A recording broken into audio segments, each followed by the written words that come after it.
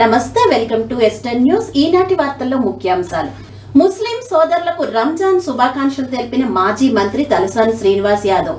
రంజాన్ పర్వదినం సందర్భంగా Sanath Nagar welfare ground లో ముస్లింల సామూహిక ప్రార్థనలో పాల్గొన్న ఎమ్మెల్యే తలసాని శ్రీనివాస్ యాదవ్ నగరంలోని వివిధ ప్రాంతాల నుండి వేలాదిగా హాజరైన ముస్లిం సోదర సోదరీమణుల ప్రార్థనలు అనంతరం ముస్లిం సోదరులను ఆలింగనం చేసుకుని రంజాన్ శుభాకాంక్షలు తెలిపిన ఎమ్మెల్యే తలసాని శ్రీనివాస్ యాదవ్.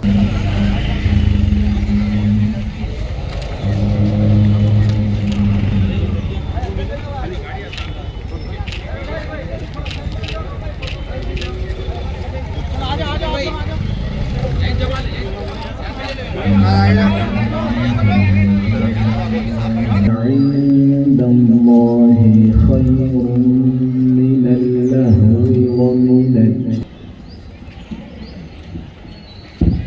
الله أكبر.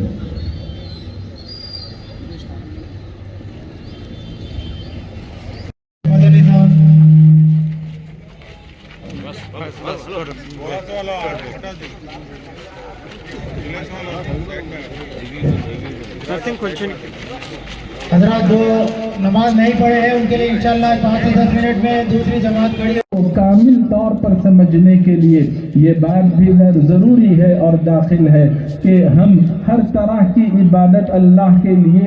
శ్రీశైలంలో మరోసారి మహా అపచారం.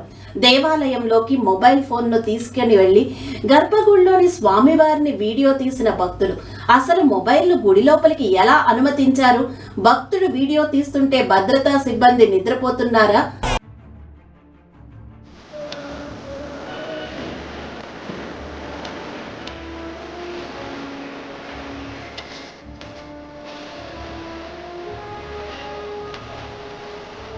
కలియుగ ప్రత్యక్ష దైవం శ్రీ వెంకటేశ్వర స్వామిని దర్శించుకున్న ముఖ్యమంత్రి చంద్రబాబు నాయుడు, ఆయన కుటుంబ సభ్యులు. ముఖ్యమంత్రి హోదాలో మహాద్వార ప్రవేశ అవకాశం ఉన్న సామాన్య భక్తుల్లా శ్రీవారి దర్శనానికి సీఎం చంద్రబాబు కుటుంబం ఎప్పుడు శ్రీవారి దర్శనానికి వెళ్లినా వైకుంఠం క్యూ కాంప్లెక్స్ నుంచే దర్శనానికి వెళ్తున్న సీఎం చంద్రబాబు నాయుడు మనవడు దేవాంశ్ జన్మదినాన్ని పురస్కరించుకుని శ్రీవారి దర్శనానికి సీఎం చంద్రబాబు కుటుంబం ముఖ్యమంత్రి వెంట ఆయన సతీమణి భువనేశ్వరి, మంత్రి లోకేష్ శ్రీవారి దర్శనం అనంతరం కుటుంబ సభ్యులతో కలిసి మాతృశ్రీ తరిగొండ వెంగమాంబ అన్నదాన కాంప్లెక్స్ లో అన్న ప్రసాద వితరణ చేయనున్న ముఖ్యమంత్రి చంద్రబాబు కుటుంబం.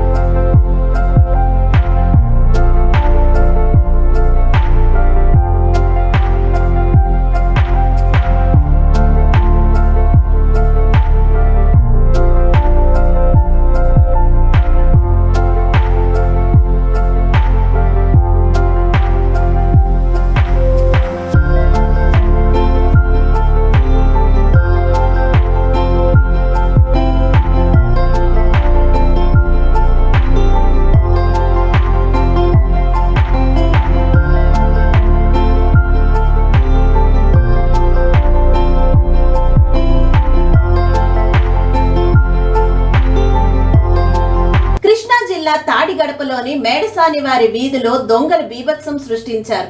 ఇంట్లో ఎవరూ లేని సమయంలో మేడసాని తాతేశ్వరరావు ఇంటిని లక్ష్యంగా చేసుకుని దుండగులు భారీగా నగదు బంగారం దోచుకెళ్లారు. ఫంక్షన్ నిమిత్తం కుటుంబంతో కలిసి బెంగళూరుకు వెళ్లిన సమయంలో ఈ ఘటన చోటు చేసుకుంది. దుండగులు ఇంటి వెనక కిటికీని కట్ చేసి లోపలికి ప్రవేశించి అల్మారాలు పగలగొట్టి విలువైన ఆభరణాలు, నగదు అపహరించారు. ఉదయం పని మనిషి ఇంటికి వచ్చేసరికి వెనక కిటికీ కట్ చేసి ఉండటం గమనించి వెంటనే యజమానులకు సమాచారం అందించింది.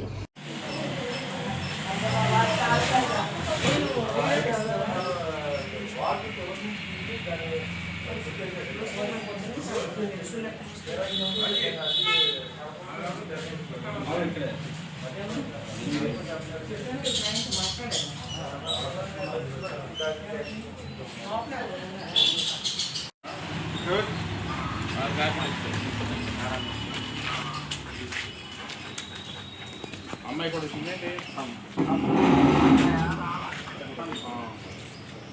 ఆ కాపీలు ఇమ్మన్నాను తీసుకో.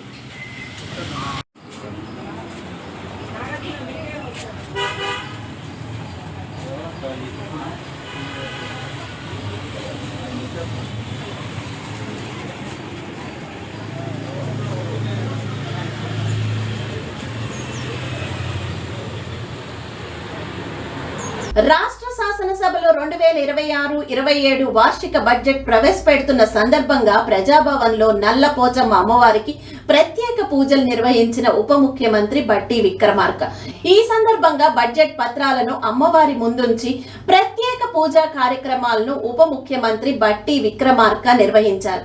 అనుకున్న మేర రాష్ట్ర ప్రభుత్వానికి ఆదాయం సమకూరి సంక్షేమ పథకాలు ప్రజలకు మరింత ఎక్కువగా చేరాలని అమ్మవారిని ప్రార్థించారు. ఈ ఏడాది వర్షాలు సమృద్ధిగా కురిసి రైతాంగం అంతా సుభిక్షంగా ఉండాలని ప్రార్థించారు.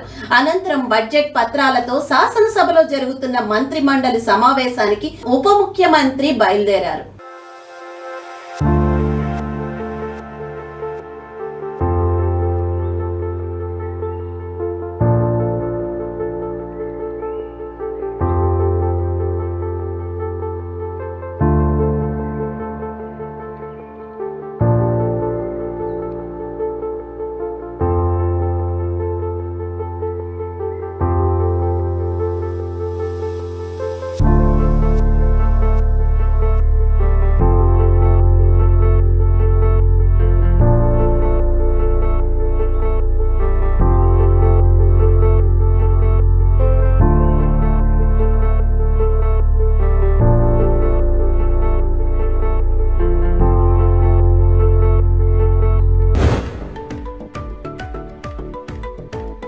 అరే ఈ మున్సిపల్ ట్యాక్స్ ఏంది ఐశ్వర్య ఇట్లా పెరిగిపోయింది?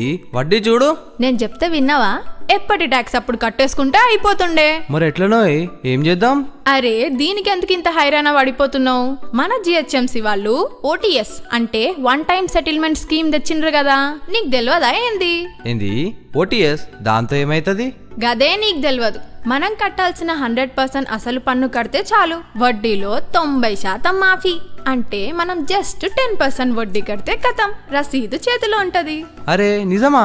అంటే మనకు పైసలు మిగులుతాయి అన్నమాట. థ్యాంక్స్ ఐశ్వర్య, నువ్వు నిజంగా నా ఐశ్వర్యానివే. అప్పుడే సంబరపడకు డియర్. ఆ మిగిలిన పైసలతో నాకు పట్టు చీర కొనియాలి, మా తమ్ముడు పెళ్లికి కట్టుకెళ్ళాలి. జల్దీ కట్టేయి, టైం లేదు.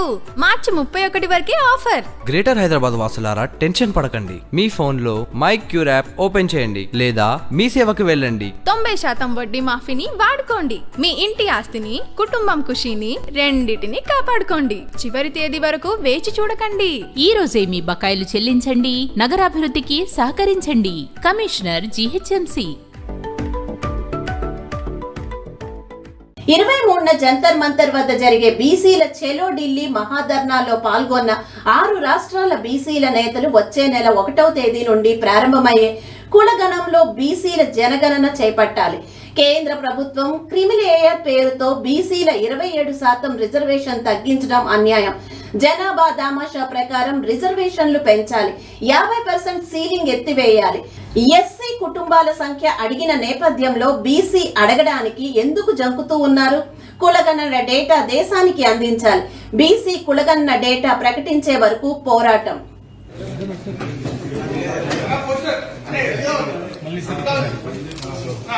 జాతి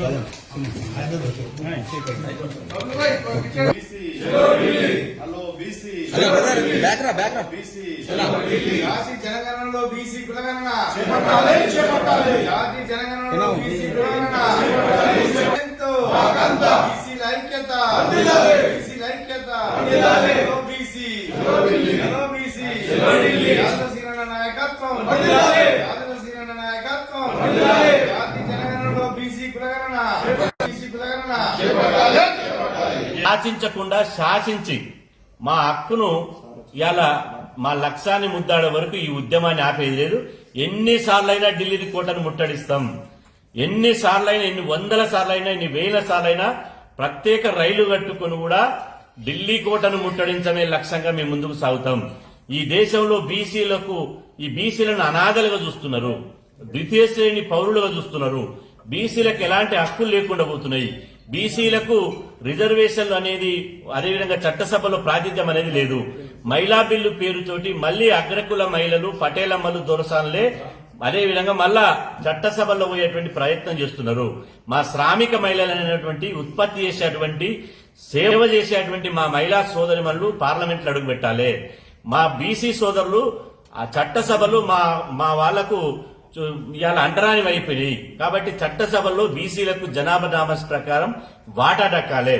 కాబట్టి మా వాటా దక్కే వరకు ఢిల్లీని వదిలిపెట్టే ప్రశ్న లేదు, రాజీ పడే ప్రశ్న లేదు. ఇటు ప్రతిపక్షాలు అటు అధికార పక్షం రెండు కూడా ఇవాళ బీసీల గురించి పార్లమెంట్లో చర్చ జరగాలి. పార్లమెంటు ప్రత్యేకంగా బీసీల గురించి 48 గంటల పాటు సమావేశం ఏర్పాటు చేసి ఒక చర్చ పెట్టాలి.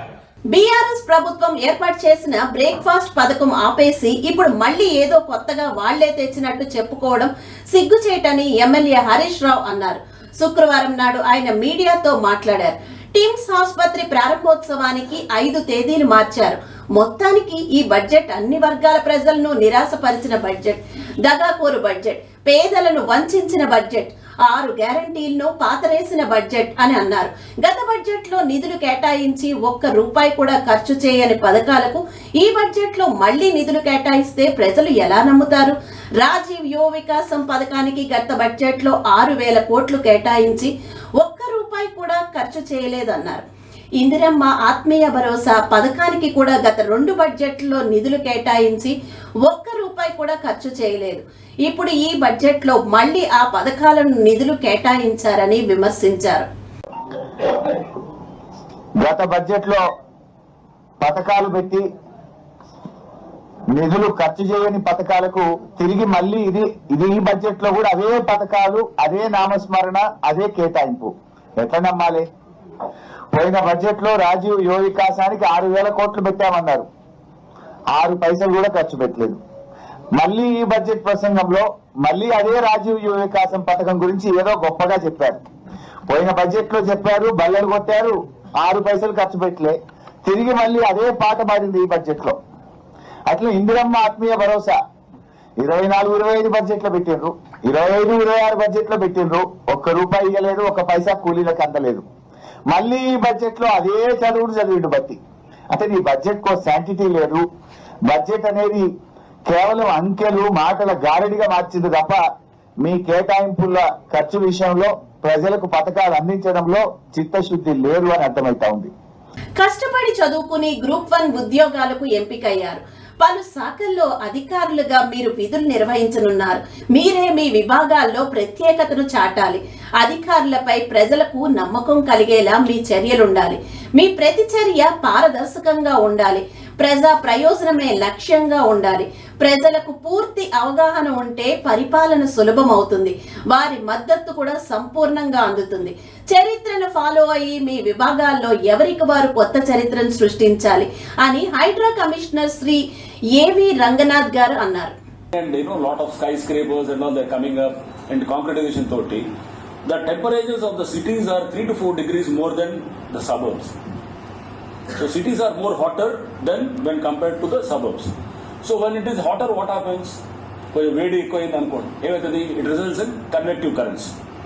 Light air paiki veltadi, paiki velli malla cool ayin tarvata malla varshanga padutundi. So naturally this convective activity is more in the metropolitan cities.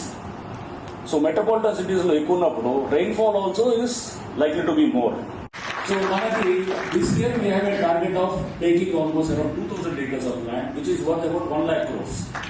So ఈ 1,00,000 కోట్ల భూములు అన్యాక్రాంతం అంటే కబ్జాదారుల చేతుల్లో ఉన్నాయి. So that's all use good operations and all చేసిన తర్వాత we decimated the whole of the Naxal cadre there and around 42 మంది చనిపోయారు అప్పుడు ఎన్కౌంటర్స్ లో. So I was given gallantry president's gallantry medal for. తర్వాత I move to East Godavari as additional SP and తర్వాత I was SP Greyhounds in 2009 to 12 and తర్వాత I was Khammam SP also రస్వెల్ district of. తమిళనాడులో ఘోర road ప్రమాదం. సేలం ప్రాంతంలో అదుపు తప్పి వాహనాలపైకి దూసుకెళ్లిన ప్రభుత్వ బస్సు, 8 మంది మృతి. వీరిలో ఒకే కుటుంబానికి చెందిన 4 మృతి.